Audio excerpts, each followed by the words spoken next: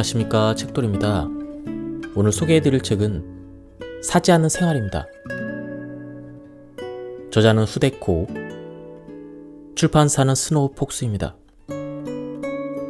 저자 소개를 간단하게 하겠습니다. 후데코, 1959년 아이치에서 출생, 1996년 3월 캐나다로 이주, 반년반에 귀국할 예정이었으나 캐나다가 마음에 들어 20년 넘게 살고 있다. 30대 직전까지도 물건에 집착하여 부록이나 덤, 샘플을 버리지 못했지만 어느 날 문득 집에 쌓여있는 물건에 질려버려서 단순한 삶으로 전환했다. 사지 않는 생활이야말로 절약의 열쇠다라는 사실을 깨닫고 그 깨달음을 삶으로 실천하고 있다. 돈이 없다. 돈을 더 갖고 싶다. 더 절약해야 한다. 이렇게 생각하는 사람은 세상에 넘쳐납니다.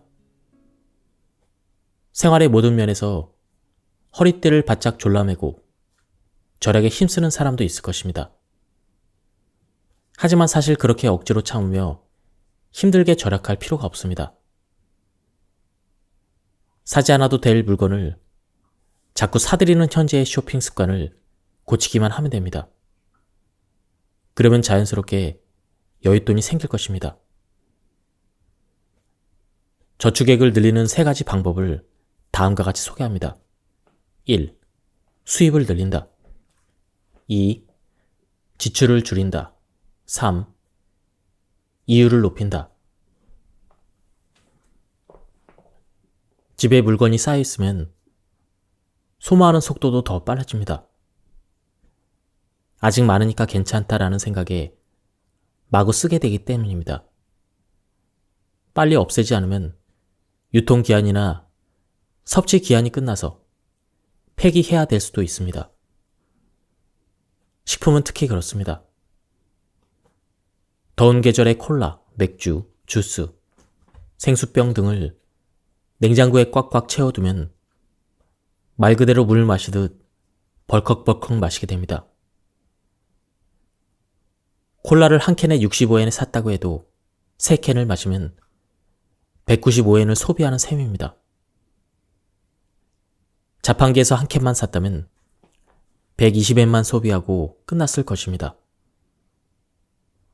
그것만으로 갈증이 해결되지 않는 사람은 수돗물이나 보리차를 더 마시면 됩니다.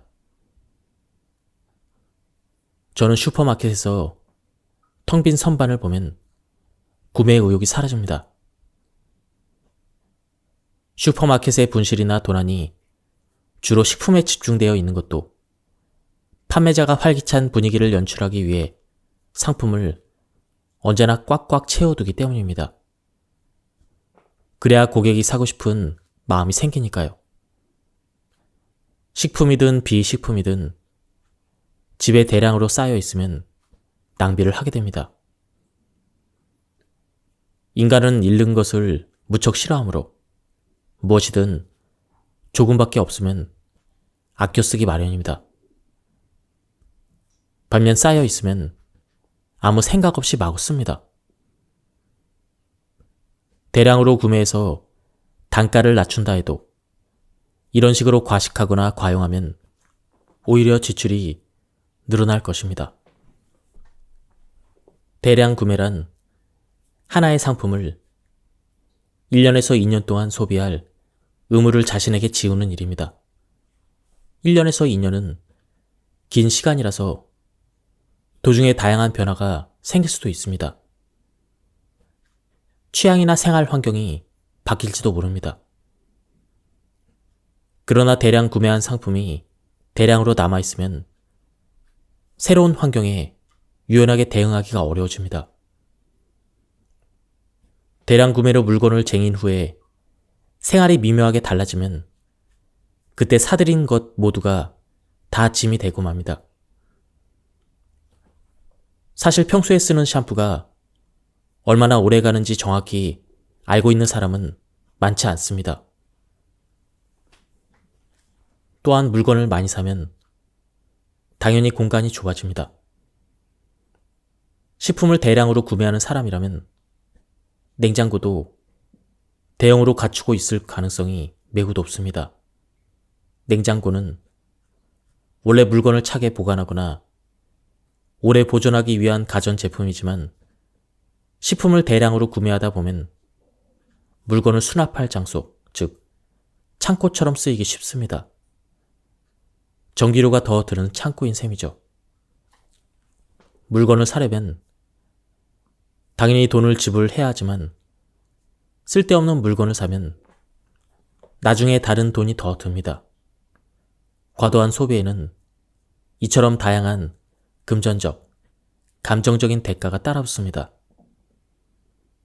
물건을 일단 소유하면 그것을 활용하거나 유지하기 위해서 돈을 더 쓰게 됩니다. 청소기를 샀더니 연장 코드가 필요해지고 전자서적 단말기를 샀더니 케이스가 필요해지는 시기입니다. 이미 구입한 물건에 맞춰 다른 물건을 사게 되는 경우도 있습니다. 예를 들면 검정 코트를 새로 샀는데 막상 입어보니 얼굴이 좀 어두워 보여서 고민하던 차에 잡지에서 우연히 검정 코트에 빨간 가방을 코디한 사진을 보고 결국은 빨간 가방을 사게 되는 경우입니다. 물건이 늘어나면 수납 공간이 필요해져서 수납용품이나 가구를 사고 싶어질지도 모릅니다. 집이 비좁아 보여서 큰 집으로 이사하는 사람도 있을 것입니다. 그 경우 커진 수납 공간에 대한 비용까지 드러나게 됩니다. 물건이 자유를 제한하는 족쇄가 될 때도 있습니다. 실제로 물건 때문에 여행과 이사를 꺼리는 사람이 많습니다. 저희 어머니도 일주일 이상은 집을 못 비우겠다고 합니다. 근처에 친척들이 살아서 우편물도 챙겨줄 테고 정원 관리도 해줄 텐데 빈집이 여전히 걱정되는 모양입니다. 물건이 많으면 그것을 잃을까봐 전전긍긍 하게 됩니다. 물건은 이처럼 주인의 행동을 제약하기도 하고 쓸데없는 행동을 부추기기도 합니다. 저는 정말 중요한 물건, 잃어버리면 안 되는 물건만 작은 주머니에 넣고 항상 갖고 다닙니다. 다른 물건은 도둑을 맞거나 불이 나서 전부 타버린다 해도 큰 충격을 받지 않는 것들입니다. 당연히 도둑이나 화재는 피해야 하겠지만 처음에 놀란 마음만 가라앉히고 나면 잃어버린 물건은 금세 포기할 수 있을 것 같습니다. 쓸데없는 물건 때문에 정신적인 대가를 치르는 경우도 있습니다. 바로 죄책감과 열등감입니다. 예전에 저는 스티커 같은 자질구레한 물건을 쓰기 아깝다며 쌓아놓고 살았습니다. 책도 마찬가지여서 아직 읽지 않은 책과 아직 풀지 않은 문제집이 쌓여있는 것을 볼 때마다 언젠가는 읽을 거야. 꼭 활용할 거야. 이렇게 다짐했습니다. 쓰지 않은 물건이 눈에 띄면 아직도 안 썼네. 아, 아깝다. 이렇게 속상해했습니다. 그럴 때마다 무언가에 쫓기는 듯 초조해졌습니다. 쓰지도 않을 거라면서 또 쓸데없는 물건을 샀네. 또 돈을 낭비해버렸네. 이런 자책감에 사로잡힐 때도 많았습니다. 그러다 어느 날 문득 깨달았습니다. 시간이 나면 꼭 쓰겠다는 다짐은 영영 이루어지지 않겠구나. 이렇게 생각했죠. 지금 시간을 들여 쓸 마음이 없는 물건은 앞으로도 영영 쓰지 않을 물건입니다. 그렇게 사장된 물건을 딸에게 넘기거나 기증을 하고 나면 마음이 가벼워졌습니다. 무겁고 낡은 짐에서 해방되었기 때문입니다. 쇼핑 일기를 쓰자. 쇼핑을 할 때마다 무엇을, 언제, 어디서, 얼마나, 왜 샀는지 기록해두면 자신의 쇼핑 습관을 더 정확히 분석할 수가 있습니다. 쇼핑 습관을 제대로 파악할 수만 있다면 어떤 형식이든 괜찮습니다. 종이와 연필을 써도 되고 스마트폰 앱을 써도 됩니다. 저는 벌써 몇 년째 식료품 위에 물건을 살 때마다 구글 스프레드시트를 활용하여 쇼핑 이력을 관리하고 있습니다.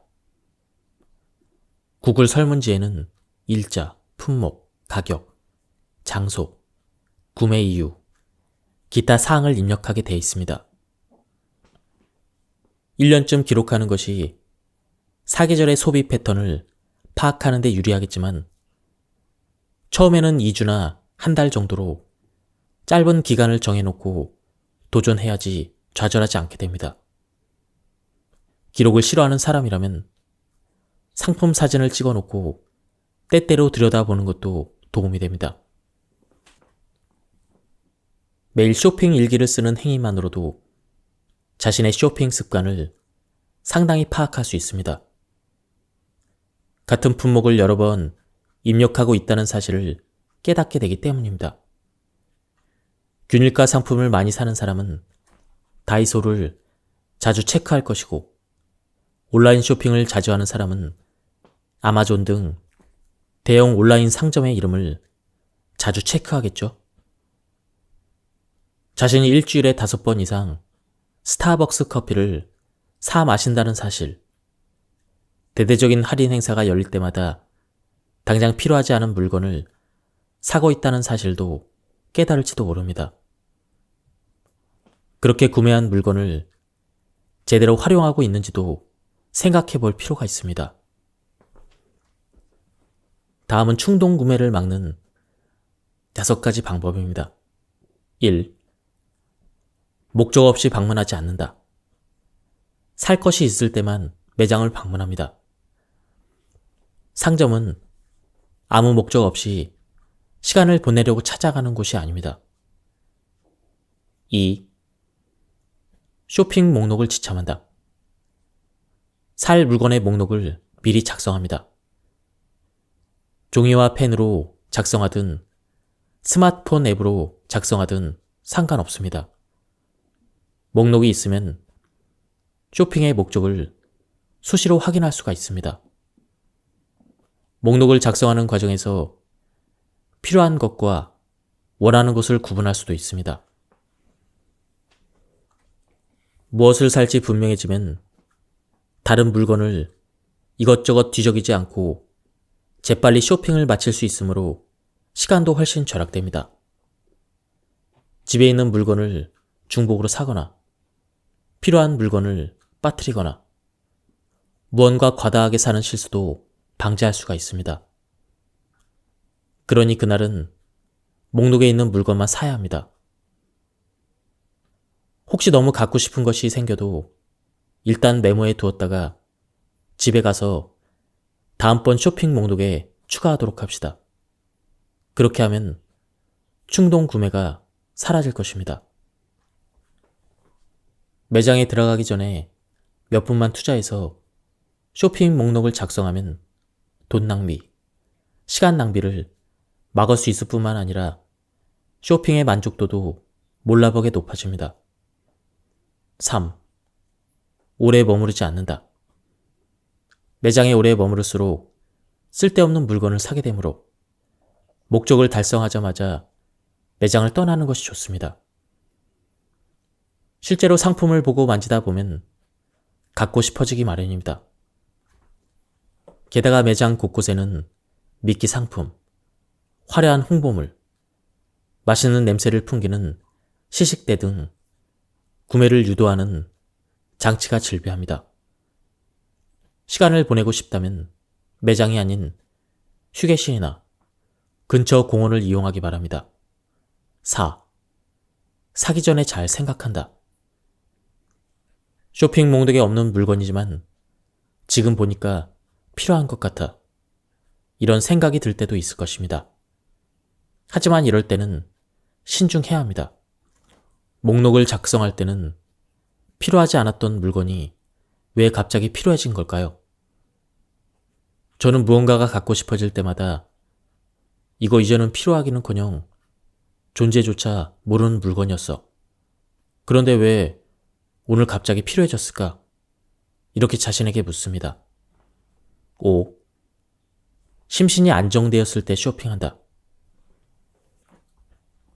되도록 심신이 안정돼 있을 때 쇼핑하는 것이 좋습니다.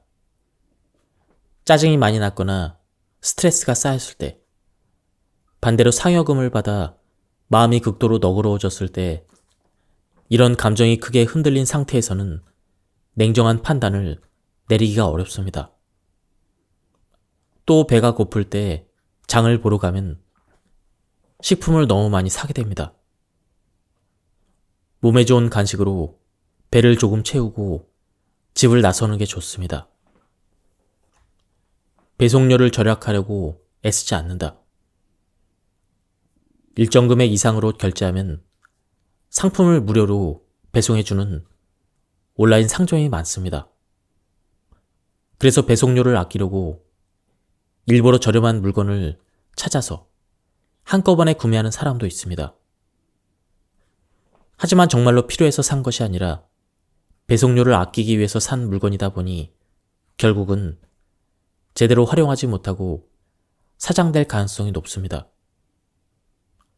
혹시 당신도 배송료를 아끼겠다고 지금 꼭 필요하지도 않은, 또 앞으로도 필요해질 거라고 장담할 수 없는 그런 물건들을 장바구니에 담지 않습니까? 온라인에서 쇼핑을 하면 당연히 배송료를 낸다고 생각하는 것이 좋습니다. 실제로 누군가가 당신을 대신해서 물건을 집으로 가져다 주기 때문입니다. 당신이 산 물건을 업체 직원이 창고에서 꺼내고, 그리고 포장하고, 그리고 트럭 기사가 운반을 해주고 택배 사원이 집까지 배달합니다.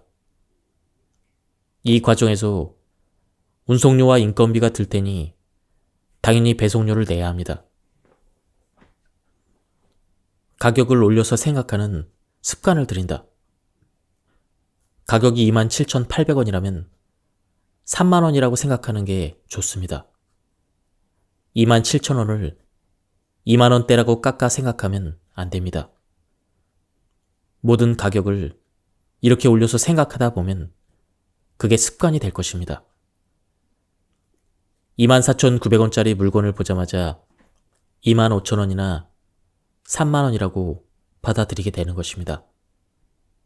물건에 990원, 980원, 790원 등 어중간한 가격을 붙이는 상점이 많습니다. 그래야 가격이 싸게 느껴져 소비자가 쉽게 구입하기 때문입니다. 인터넷 상점에 들어가면 온갖 화려한 사진과 글자가 우리를 현혹합니다.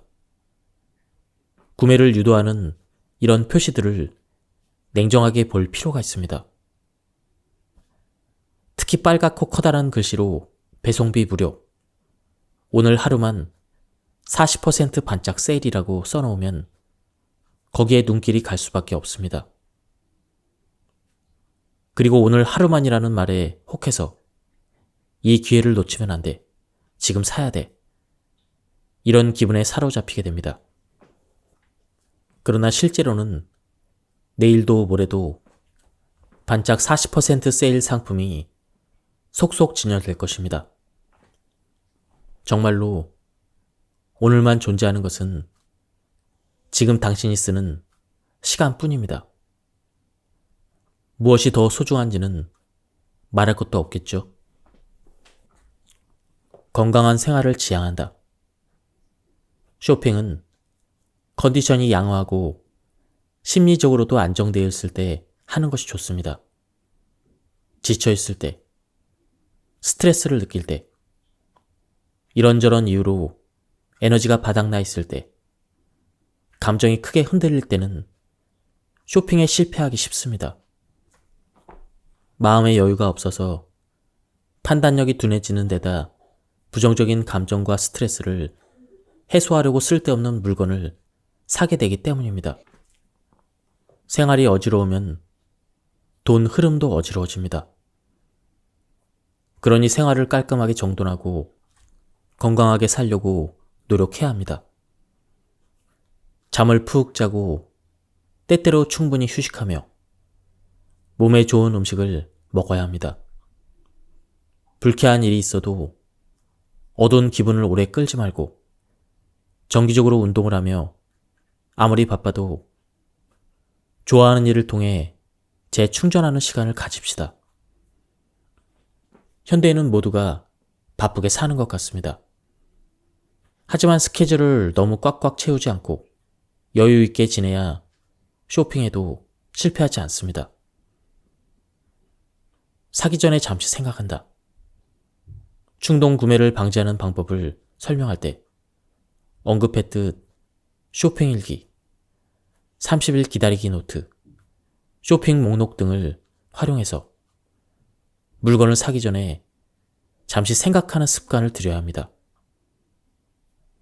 갖고 싶다와 산다 사이에 생각하기라는 단계를 하나 더 추가하는 것입니다. 무언가 사기 전에 항상 정말 필요한가? 오늘 꼭 사야 하는가? 안 사도 되는 것은 어떨까? 이렇게 생각하는 습관을 들이면 낭비가 확 줄어들 것입니다. 저는 돈 관리를 처음 시작했을 때 니즈, 즉 필요한 것과 원츠, 즉 갖고 싶은 것을 구분하는 작업부터 했습니다. 이 둘을 명확히 구분해서 가진 돈은 되도록 니즈를 해결하는 데 쓰고 원츠에는 최소한의 돈만 드리는 것이 중요합니다. 니즈와 원츠를 확실히 나누어 쇼핑하면 낭비가 확 줄어듭니다. 니즈와 원츠를 구분하기 위해 일단 돈이 쓰이는 곳을 다음 세 가지로 나눕니다. 1. 살기 위해 꼭 필요한 것. 2. 생활하기 위해 갖고 있어야 할 것. 3. 갖고 싶은 것. 사실 니즈인지 원츠인지 구분하기 어려운 물건이 많습니다. 살기 위해 꼭 필요하진 않지만 없으면 생활이 현저히 불편해지는 품목. 예를 들어 세탁기 같은 것들입니다. 그래서 2번. 생활을 위해 갖고 있어야 할 물건 및 서비스라는 항목을 새로 만들었습니다. 저는 돈을 1번과 2번에 거의 다 쓰고 즐거움을 주는 3번에는 아주 조금만 씁니다. 살아가는 데 필요한 것은 필요한 만큼 사서 쓰는 반면 단순히 갖고 싶은 것에는 돈을 거의 쓰지 않는 것입니다. 실제로는 생각처럼 산뜻하게 구분되지 않아서 원츠에도 돈을 쓰게 되지만 니즈와 원츠를 따로 떼서 생각하는 것과 뭉뚱그려서 생각하는 것 사이에는 큰 차이가 있습니다. 사람이 생활하는 데 필요한 물건은 그리 많지 않습니다. 하지만 갖고 싶은 물건은 무한합니다. 그래서 돈이 아무리 많은 사람도 갖고 싶은 것을 전부 살 수는 없습니다. 갖고 싶은 것이 생기더라도 곧바로 사지 말고 이건 니즈인가? 원츠인가? 이렇게 자문하는 습관을 들여야 합니다. 물론 원츠라고 해도 절대 사지 말아야 하는 것은 아닙니다. 그것이 니즈인지 원츠인지 생각해보는 것 자체가 중요합니다. 니즈와 원츠의 목록은 수시로 업데이트해야 합니다. 이전에 필요했던 것이 앞으로도 계속 필요하다는 법은 없으니까요. 예를 들어 잠잘 곳은 누구에게나 필요합니다. 하지만 그 장소가 반드시 지금 사는 집이어야 하는 것은 아닙니다. 필요 이상으로 넓은 집이라면 필요한 것이 아니라 갖고 싶은 것에 가까울 것입니다. 갖고 있어야 하는 것은 필요한 것보다 수정의 여지가 더 많습니다. 전부터 계속 자동차를 타고 다닌 사람이라도 냉정하게 생각해 보면 자전거만 있어도 충분하다는 결론이 나올지도 모릅니다. 이처럼 필요한 것, 갖고 있어야 하는 것의 목록을 객관적으로 검토해서 정확도를 조금씩 높여 가야 합니다. 그렇게 하면 쇼핑 만족도가 훨씬 높아질 것입니다. 그래도 다행히 여기에는 정답은 없습니다. 이 작업의 최종 목적은 니즈와 원추를 구분하는 것 자체가 아니라 더욱 이성적이며 필요에 충실한 쇼핑을 실현하는 것이기 때문입니다. 어쨌든 니즈와 원추를 구분하면 돈을 더욱 효율적으로 사용할 수 있게 되고 잡동사니도 더는 늘어나지 않을 것입니다. 정리하다 보면 제대로 쓰지 못한 물건이 많다는 것을 알게 됩니다. 처음에 몇 번 쓰고 넣어둔 물건도 많이 사놓고 손도 대지 않은 물건도 있을 것입니다. 쓸 것으로 생각하고 샀지만 실제로는 못 쓴 물건이 적지 않은 것을 눈으로 확인하게 되면 누구든 자신의 쇼핑 실패를 인정할 수밖에 없습니다. 그런 물건이 대량으로 나오면 이제는 쇼핑할 때 조심해야 되겠네. 이런 생각이 저절로 듭니다. 이렇게 많은 물건을 버릴 때마다 쓰레기가 늘어나서 환경에도 나쁜 영향을 미칠 것입니다. 물건을 버리고 나면 마음이 가볍고 산뜻해진다고 하지만 실제로 정리하는 과정은 상당히 괴롭습니다. PC나 스마트폰이 낡아서 새로운 것을 샀는데도 낡은 것을 버리지 못하는 사람이 많이 있습니다. 물어보면 새 것이 고장났을 때 쓰려고 또는 가지고 있으면 무언가 쓸모가 있을 것 같아서 라는 이유를 댑니다. 하지만 그것은 핑계일 뿐입니다. 사실 버리기가 힘들고 버리는 방법을 알아보기도 귀찮고 그냥 갖고 있는 게 훨씬 편하기 때문에 못 버리는 것입니다. 이런 심리적인 장애를 극복하고 시간과 노력을 들여 쓰지 않는 물건을 몇 번 버리고 나면 이럴 바에야 애초에 사기 전에 잘 생각해야겠다. 이런 생각이 들 것입니다. 잠자던 물건들을 버린 후 선반과 벽장이 산뜻해지면 마음까지 가벼워집니다. 물건을 사고 관리하는 데 쓰였던 시간과 에너지가 남으므로 마음의 여유도 생깁니다. 그렇게 하면 쇼핑 욕구도 줄어듭니다. 앞에서 말했듯 쇼핑은 대개 감정적인 니즈를 해결하려는 행위입니다. 그래서 생활이 단순해지면 내면이 정리되고 마음이 풍요해집니다. 좋아하는 것을 즐길 수 있게 되면 이것저것 갖고 싶다는 마음이 들지 않습니다. 물건을 버리면서 자기 자신을 진지하게 들여다보고 진짜 하고 싶은 일을 찾아서 하는 사람은 생활에 대한 만족도가 매우 높습니다. 물건에 휘둘리지 않고 주체적으로 물건을 활용하게 되면 자신감이 생기므로 외부의 자극에 혹해서 필요 없는 물건을 사는 일도 없어지게 됩니다. 충동적으로 물건을 사며 순간적인 만족을 추구하던 생활에서 확실히 졸업할 수 있는 것입니다. 쓰지 않는 물건을 버리면 물건 관리에 쓰였던 자원, 즉 시간, 체력, 정신 에너지, 공간 등 이러한 자원들이 남게 됩니다. 이 자원을 다른 활동에 써서 소득을 늘릴 수가 있습니다. 물건이 쌓여 있을 때는 잘 모르지만 물건을 소유하면 아무래도 관리에 시간과 돈이 들어갑니다. 몇 번 입지도 않은 옷을 해마다 세탁하거나 물건을 보관하기 위한 또 다른 물건을 마련해야 될 때도 있습니다. 물건을 보관하는 공간에도 돈이 들어갑니다. 장소를 빌려 쓰려면 달마다 임대료를 지불해야 합니다.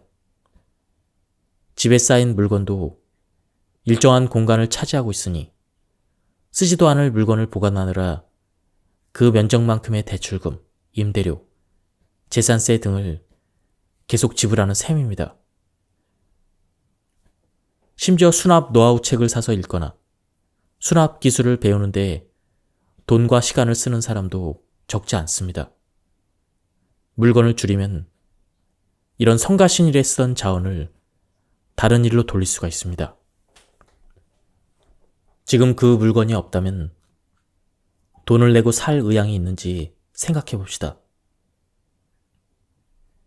이거 쓸데없이 왜 사? 이런 생각이 든다면 바로 버립시다. 샀을 때는 필요했지만 시간이 지나면서 마음 상태도 생활 환경도 달라지게 돼서 필요 없어지는 물건이 많이 있습니다. 필요해질 때 쓸 생각으로 어딘가에 보관해 두었다는 것은 지금 필요하지 않다는 뜻입니다. 오늘 자신에게 꼭 필요한지 아닌지 확인하기 위해서 지금이라면 살까? 이렇게 자신에게 물어보시기 바랍니다. 일단 소유하면 어떤 물건에든 애착과 집착이 생기는 법입니다. 감정에 휘둘리지 말고 객관적으로 판단해야만 잘 버릴 수 있습니다. 누구나 자신이 꿈꾸는 이상적인 생활이 있을 것입니다. 지금 당신이 보고 있는 그 물건이 이상적인 생활을 실현하는 데 도움이 될지 잘 생각해 봐야 합니다. 이 물건이 있으면 가사가 편해지고 생활이 나아진다. 그러므로 내 한정된 자원을 할애하여 관리하는 한이 있어도 앞으로 쭉 가져가야겠다. 나는 이것을 가지고 미래로 나아갈 것이다. 이렇게 생각되는 물건은 남겨도 됩니다. 그게 아니라면 다 버리십시오. 의미 없는 생각에 시간과 에너지를 낭비하지 않기 위해 생산적인 사고를 늘리려고 노력했습니다. 그래서 다음 3가지에 도전했습니다. 1. 돈 걱정에 대한 태도를 바꾼다. 생각이 떠오르면 떠올랐구나. 이렇게 받아들인다. 자연스럽게 떠오르는 생각을 억지로 누르려 하면 나중에 부작용이 생깁니다. 그래서 돈이 많아서 부럽다라든가 견과류는 왜 이렇게 비싸지? 이런 생각이 떠오르면 그래, 돈이 많은 걸 부러워하는구나 또는 견과류가 비싸서 불만이구나 이런 식으로 순순히 받아들이기로 했습니다. 제 머릿속에 떠오르는 걱정을 객관화하기로 한 것입니다. 아침마다 떠오르는 생각을 기록한다. 돈 걱정이 유난히 많을 시기에는 아침마다 떠오르는 걱정을 노트에 빼곡하게 기록했습니다. 그럼 어떻게 하면 좋을까? 이렇게 자문한다. 걱정이 떠오를 때마다 그럼 어떻게 하면 좋을까? 지금 실천할 만한 대책은 없을까? 이런 방향으로 사고를 전환하려고 노력했습니다. 그리고 당장 할 수 있는 일을 조금씩 실천해 나갔습니다. 큰일이야. 위기에 빠졌어. 이런 생각이 그치면 언제까지나 걱정스러운 상황이 이어질 뿐입니다. 문제 해결을 위해 작은 행동이라도 실천해야 상황이 조금이라도 나아질 것입니다. 2. 기본적인 돈 관리를 시작한다. 예전에 저는 제 잔고조차 파악하지 못하는 사람이었습니다. 그래서 지출과 수입, 잔고부터 파악하기로 했습니다. 그래서 일단은 무엇에 얼마나 돈을 썼는지 기록하기 시작했습니다. 그러자 그것만으로도 돈을 아무 생각 없이 쓰는 일이 줄어들었습니다. 3. 돈 관리에 관한 유용한 정보를 배우고 실천한다. 눈에 보이지 않는 자원 중에서도 가장 중요한 것이 자유입니다. 돈만 있으면 자유로워진다고 생각하는 사람도 많겠지만 저는 돈과 물건을 쫓다 보면 오히려 자유를 잃게 된다고 생각합니다. 과연 자유란 무엇일까? 자유의 정의는 때와 장소에 따라 달라지겠지만 자유로운 상태란 자신의 생각대로 행동할 수 있는 상태라고 말할 수가 있습니다. 사실 우리는 자유롭지 못할 때가 훨씬 많습니다. 바빠서 잠을 푹 자지 못하고 돈이 없어서 좋아하는 물건을 사지 못하고 나이 때문에 무릎이 아파서 마음껏 움직이지 못하는 등 일상생활은 부자유의 연속입니다. 돈이 많아서 무엇이든 원하는 대로 할 수 있을 것 같지만 부자들도 예외가 아닙니다. 사회에서 살아가려면 누구나 규칙을 따라야 합니다.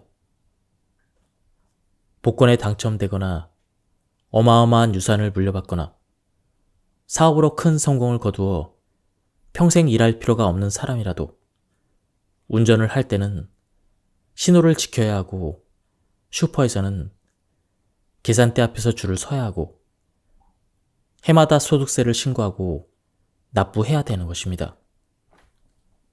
회사에 다닐 필요가 없다면서 밤낮을 바꿔 살고 먹고 싶은 것을 마음껏 먹다 보면 몸이 망가져서 결국 먹고 싶은 것을 하나도 못 먹게 될지도 모릅니다. 이 세상에 완전히 자유로운 사람은 없습니다. 자유란 반대편에 부자유가 있어야만 성립되는 개념이기 때문입니다. 그러므로 하고 싶은 일, 희망하는 일 중 가장 중요한 몇 가지를 자유롭게 할 수 있는 상태야말로 우리가 꿈꾸는 자유로운 상태일 것입니다. 돈을 갖고 싶다. 이런저런 물건을 갖고 싶다라는 생각으로 살다 보면 돈과 물건을 손에 넣는 것이 최우선이 되겠죠? 그러면 정말 하고 싶은 일에 쓸 자원이 없어집니다. 즉, 부자유한 상태가 되는 것입니다.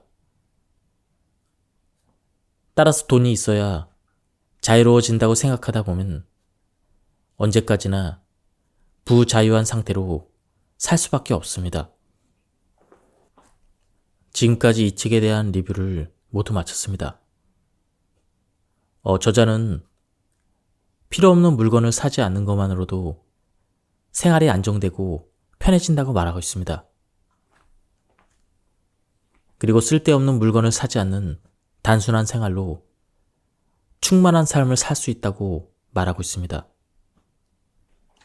저는 특히 낭비를 줄일 수 있는 구체적인 방법들이 나와서 굉장히 좋았습니다. 한번 책을 구해서 읽어보실 것을 추천드립니다. 여기서 리뷰를 마치도록 하겠습니다. 감사합니다.